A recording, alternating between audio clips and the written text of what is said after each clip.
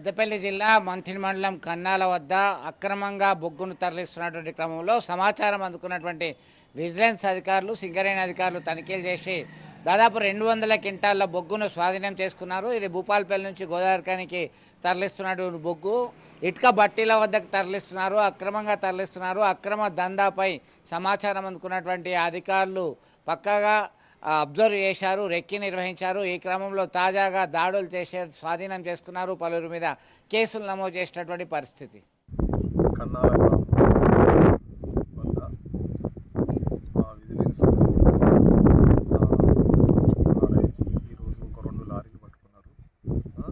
భూపాలపల్లి నుంచి కోసి వరకు వచ్చే లారీలో ఒక 2 టన్నుల నుంచి 3 టన్నుల వరకు తీసుకొచ్చి ఇక్కడ అన్లోడ్ చేస్తాక విజిలెన్స్ వాళ్ళు పట్టుకొని మాకు ఇన్ఫర్మేషన్ ఇచ్చిన వెంటనే మేము వచ్చాము. ఇక్కడ వచ్చి సృష్టాలకు ఒక 4 దిక్కుల కుప్పలు ఉన్నాయి. దాదాపు ఒక 200 టన్నులు అవుతుంది. ఒక 2 లక్షల నుంచి 2,50,000 వరకు దానికి కాస్ట్ అవుతుంది. భూపాలపల్లి OC3 నుంచి RG3 OC వరకు వస్తున్నాయి లారీ అవుట్పుట్ మార్లు.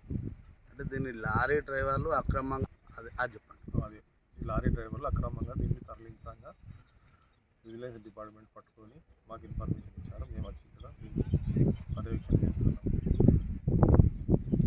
వీళ్ళు